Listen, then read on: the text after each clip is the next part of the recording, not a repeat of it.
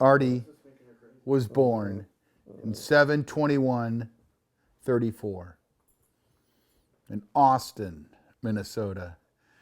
She moved in 1946 to Riverside, California, where she met some of the greatest of her best friends. And at that point,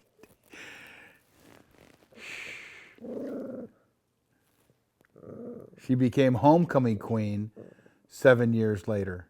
Well, after that, through Emily and Bob McGinley, she met Ken Johnson. One of the greatest stories in the world. Okay, according to Emily McGinley, the way Kenny and Artie met was just like this. Artie came to a party with a nice soul called Paul Broxson, just one of their best friends. And as soon as Kenny saw Artie, it was over. And Emily's husband, at that point just boyfriend, Bob McGinley, said, "Come on, join us, let's go." And at that point, Emily thought, "Oh my gosh, what? You just don't invite people over like this." As soon as Ken Johnson saw Artie from a distance, that's all it took.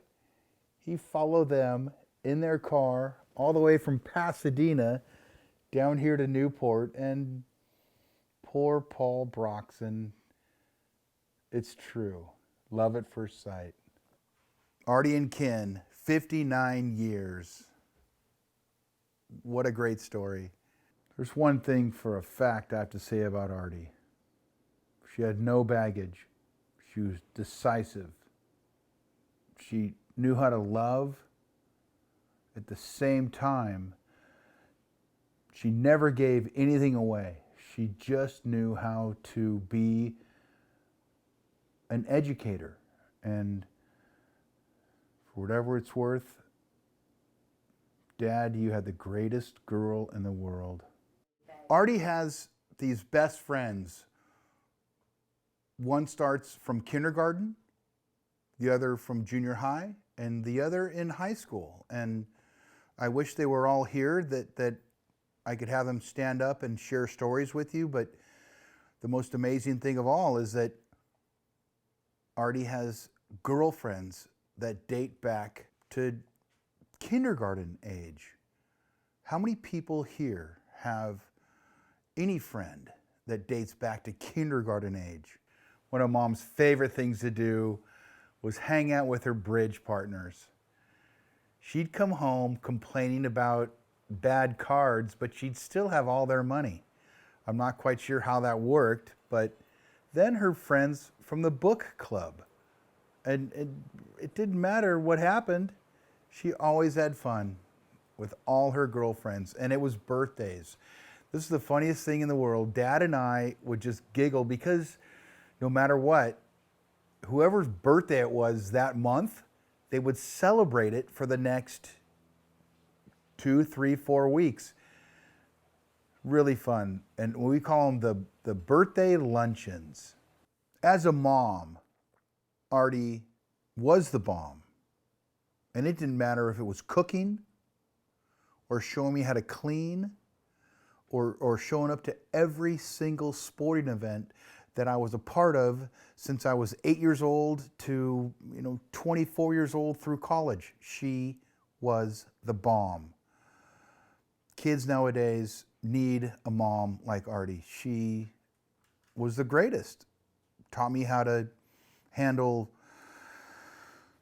the highs and lows of life. This is no joke, you guys. Every year, one of Mom's and my favorite things to do was go shopping for tomato plants. And we'd only buy like 2 or 3 because that was, all she wanted to buy. But I would always show up with an extra, 4 or 5 or 6, 8, 10, 12 over in the season. And Lord knows there's a season for tomato plants. But this year, was the most amazing story I could even imagine. The last 4 or 5 years, it was tough crops. We ran dry. You know, it was tough to even make some salsa out of this year. We had days where we pulled, and Bonnie, you know this, 8, 10, 12 pounds of tomatoes a day. It was the greatest season. So as Artie was leaving us, she had the greatest tomato growing session ever. And